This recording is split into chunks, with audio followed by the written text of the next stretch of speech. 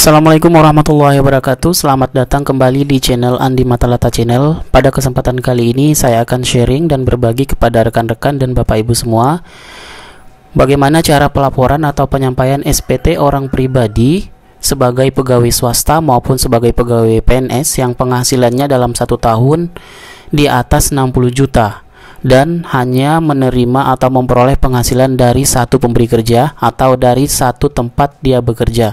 Nah, yang pertama kita lakukan adalah buka Google Chrome atau Mozilla yang telah terinstall di PC atau laptop Bapak Ibu semua. Kemudian di sini ketik DJP online gitu. Yang ini.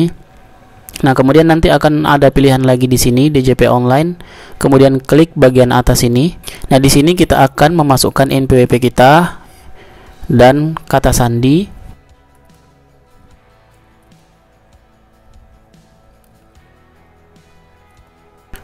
Silahkan klik login jika sudah.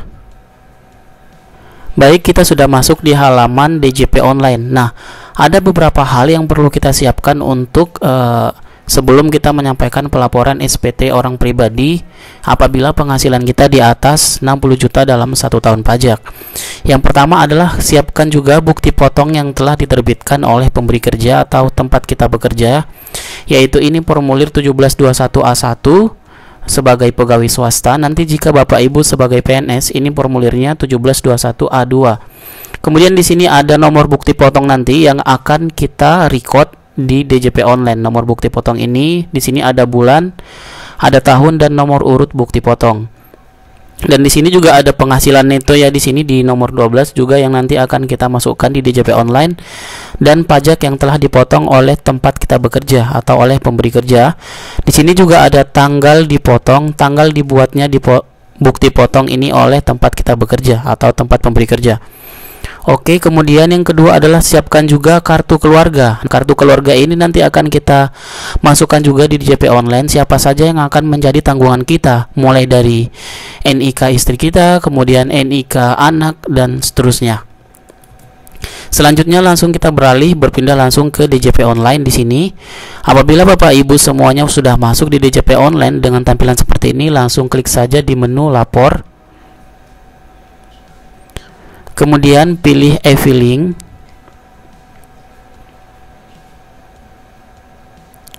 Setelah itu buat SPT. Di sini pilih menu buat SPT.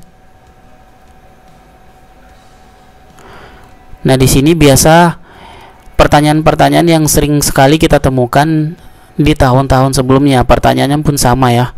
Klik saja di sini tidak. Apakah Anda seorang suami atau istri yang menjalankan kewajiban perpajakan terpisah atau pisah harta? Pilih tidak. Apakah penghasilan bruto yang Anda peroleh selama setahun kurang dari 60 juta rupiah? Tidak di sini. Nah, di sini akan muncul pilihan. Anda dapat menggunakan formulir 1770 sederhana. Pilihlah formulir yang akan digunakan. Nah, di sini ada 3 pilihan Bapak Ibu. Bisa menggunakan dalam bentuk formulir, dengan panduan, dengan upload SPT. Kita menggunakan dengan panduan.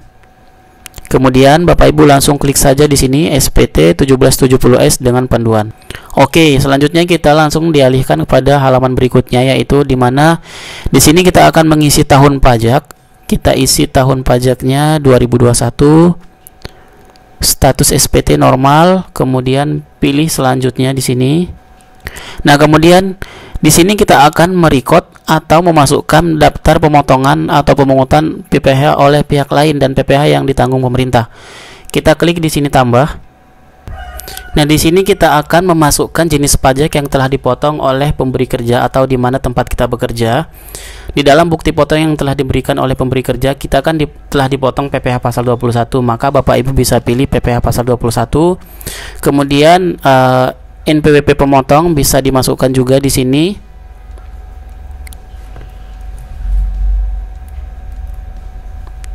Kemudian di sini namanya akan terbaca secara otomatis oleh sistem e-filing di sini ya.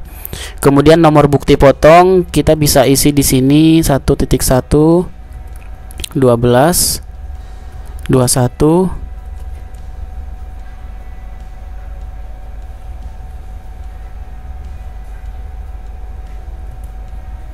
1 2 3 4 5 6 3. Nah, ini nomor bukti potongnya. Nomor bukti potong ini nanti Bapak Ibu bisa temukan di bagian atas sini ya, di nomor ini.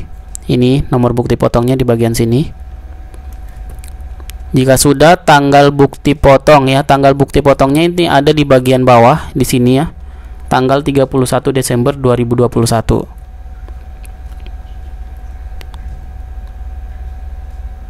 Ini kemudian jumlah PPh yang dipotong atau dipungut. Jumlah PPh yang telah dipotong kita bisa lihat di bagian paling bawah nomor 20 ya, yang ini 19.967.500, 19.967.500. Nah, kita sudah record, kemudian kita pilih simpan di sini. Nah, otomatis PPh yang telah dipotong oleh pemberi kerja tempat kita bekerja akan terrecord di sini. Kemudian selanjutnya kita pilih selanjutnya di sini. Nah, di sini masukkan penghasilan neto dalam negeri sehubungan dengan pekerjaan. Nah, penghasilan neto ini dapat kita temukan juga di bukti potong yang telah diterbitkan oleh pemberi kerja. Penghasilan neto itu ada di poin 12, jumlah penghasilan neto. Kita bisa lihat di sini 229.450. Maka ini yang kita masukkan. 450.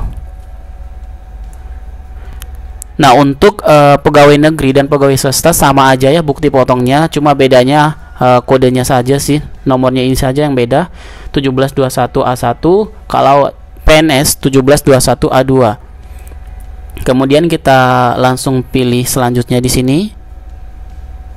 Nah, di sini akan ada lagi pertanyaan-pertanyaan yang sering kita temukan ya. Apakah Anda memiliki penghasilan dalam negeri lainnya? Pilih saja tidak, karena kita hanya memiliki penghasilan dari satu sumber. Selanjutnya, apakah Anda memiliki penghasilan luar negeri? Jelas saja tidak. Pilih selanjutnya. Apakah Anda memiliki penghasilan yang tidak termasuk objek pajak? Jelas saja tidak ada. Pilih selanjutnya. Apakah Anda memiliki penghasilan yang pajaknya sudah dipotong secara final? Pilih tidak. Nah, di sini kita akan memasukkan harta ya. Jadi harta ini kita akan entry harta apa aja yang kita masih miliki di tahun 2021. Di sini juga Bapak Ibu, apabila Bapak Ibu telah mengisi harta di tahun 2022, maka Bapak Ibu bisa langsung klik di sini, maka harta yang tahun 2022 di sini akan muncul langsung otomatis di bagian bawah. Contoh saja saya klik ini. Kemudian apabila Bapak Ibu ingin menambah harta, bisa klik langsung tambah di sini. Apabila di tahun 2020 Bapak Ibu belum mengisi harta sama sekali di aplikasi DJP online. Contoh saya klik di harta pada SPT tahun lalu. Nah, maka di sini akan muncul harta saya di tahun lalu. Sementara saya menggunakan harta yang di tahun lalu. Kemudian klik selanjutnya di sini. Nah, di sini apakah Anda memiliki utang? Pilih iya jika Bapak Ibu memiliki utang. Pilih tidak jika tidak memiliki utang. Misalkan Bapak Ibu punya utang pada SPT tahun lalu nih. Coba klik di sini di SPT tahun lalu.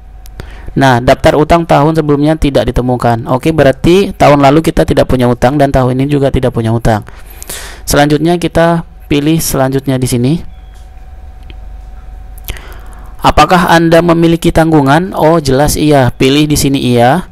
Kemudian kita isikan tanggungan pada SPT tahun lalu ya di sini. Apabila Bapak Ibu belum mengisi isi tanggungan di tahun 2020 atau di tahun sebelumnya, maka Bapak Ibu bisa klik tambah di sini ya.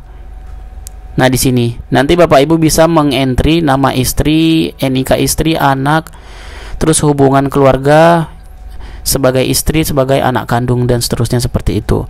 Ini coba saya menggunakan tanggungan pada SPT tahun lalu ya. Nah, Bapak Ibu bisa lihat di sini kan ada nama anak saya nih, terus NIK, hubungan keluarga, terus pekerjaan tidak ada, saya taruh keterangan bayi aja di sini. Kemudian ini nama istri, kemudian NIK istri, hubungan keluarga, istri, pekerjaan sebagai rumah tangga. Jadi Bapak Ibu juga nanti bisa record seperti ini. Maksimal yang dapat di entry di sini anak kita maksimal 3 ya, nggak boleh lebih dari itu. Walaupun kita punya anak 4, 5, tetapi yang dapat ditanggung oleh DJP secara perpajakan hanya 3. Maksimal 3 anak yang dapat ditanggung. Jika semuanya ini telah Bapak Ibu isi, maka Bapak Ibu bisa pindah langsung ke selanjutnya.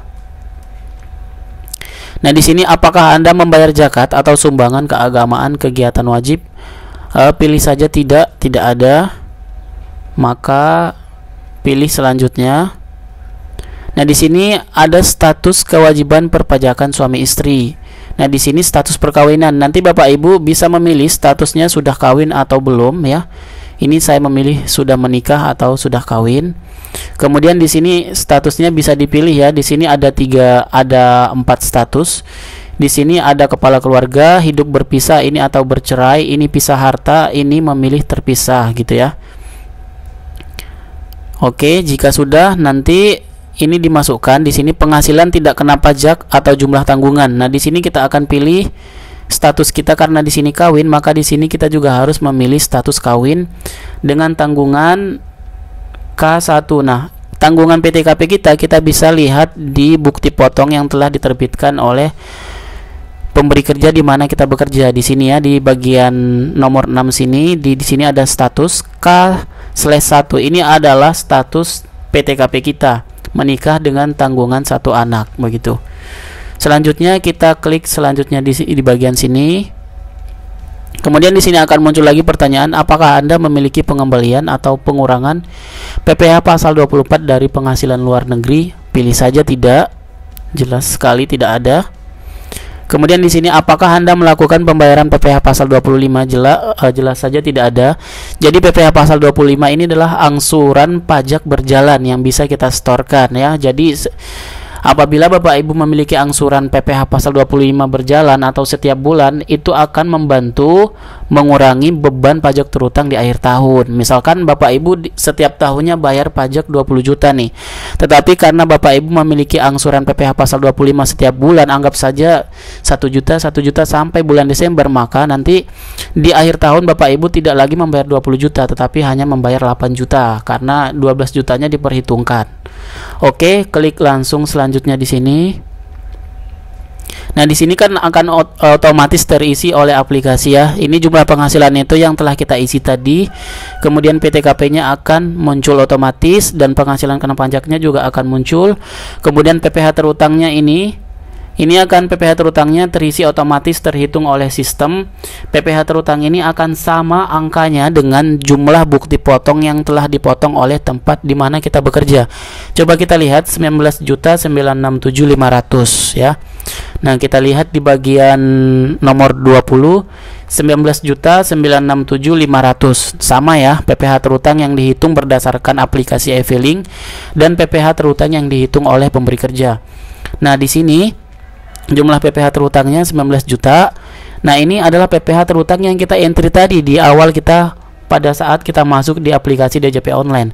Jadi Bapak Ibu harus record atau input dulu PPh terutang yang telah dipotong oleh pemberi kerja. Nanti misalkan PPh terutang ini tidak diinput, nanti di sini terjadi kurang bayar.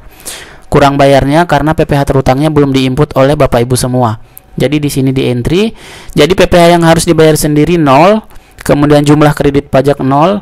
Nah, kemudian di sini PPh yang terutang yang harus kita bayar ke kas negara nihil ya, karena ini nihil karena jumlah PPh terutang berdasarkan perhitungan dari e-filing dengan jumlah PPh terutang yang dipotong oleh pemberi kerja di mana kita bekerja itu nilainya sudah sama. Otomatis di sini 0. Oke, selanjutnya kita pilih selanjutnya di sini. Nah, di sini akan ada pernyataan ya, dengan menyadari sepenuhnya akan segala akibat termasuk sanksi-sanksi bla bla bla bla bla bla bla. Di atas adalah benar, lengkap dan jelas. Oke, di sini dicentang saja. Kemudian klik selanjutnya. Oke, di sini akan muncul jenis formulir yang kita gunakan yaitu 1770 sederhana. Tahun pajak 2021, pembetulan 0, status SPT nihil. Apabila status SPT kurang bayar, maka di sini juga akan tertulis kurang bayar. Dengan kurang bayarnya, angkanya akan muncul di bagian bawah sini. Selanjutnya, Bapak Ibu jangan lupa buka email terlebih dahulu, email yang digunakan pada saat pendaftaran NPWP. Nah, di sini untuk mendapatkan kode token atau verifikasi nanti yang akan dikirim oleh DJP Online ke dalam email kita. Oke, email sudah saya buka. Selanjutnya saya beralih lagi pindah ke halaman DJP Online. Maka di sini langsung Bapak Ibu bisa klik ambil kode verifikasi. Nah, di sini ya, di tombol warna orange ini klik saja di sini. Nah, nanti akan muncul pilihan 2 di sini, bisa kode verifikasi akan dikirim melalui email atau melalui nomor telepon. Saya menggunakan email. Kemudian saya klik OK. sukses. Kemudian saya coba cek email saya refresh dulu. Nah, di sini kan ada email baru ya, new di sini ya. Di sini ada keterangan e-filing kode verifikasi. Bapak Ibu klik saja di emailnya. Nah, di sini ini adalah kode verifikasi yang dikirim secara otomatis oleh e-filing. Ini di blok, kemudian klik kanan di ini di blok, klik kanan di mouse, kemudian copy, kemudian pindah lagi ke situs DJP online. Kemudian Bapak Ibu masukkan kode verifikasi di kolom yang kosong ini ya. Ini ada kolom kosong di sini. Kemudian pastikan masukkan kode verifikasi sesuai dengan kode verifikasi yang masuk dalam email kita ya Bapak Ibu. Di sini ada 6CF142. Nah, pastikan juga di sini sama 6CF142. Apabila kode verifikasinya udah sama dengan yang ada di email kita, maka Bapak Ibu langsung klik saja nih di sini, kirim SPT di sini. Setelah itu nanti akan muncul kuesioner berupa bagaimana kepuasan Bapak Ibu menggunakan aplikasi DJP online. Nanti Bapak Ibu bisa pilih puas dan tidak puas ya. Langsung Bapak Ibu klik saja di sini, klik tombol ini sekali kirim SPT, maka penyampaian dan pelaporan SPT tahunan tahun pajak 2021 selesai Bapak Ibu. Mungkin itu saja dari saya, kurang dan lebihnya saya mohon maaf. Wassalamualaikum warahmatullahi wabarakatuh. Jangan lupa dukung terus channel ini dengan cara like, komen, dan subscribe, karena dukungan dari Bapak Ibu semua akan membantu saya untuk membuat video-video yang lainnya. Wassalamualaikum warahmatullahi wabarakatuh. Bye-bye.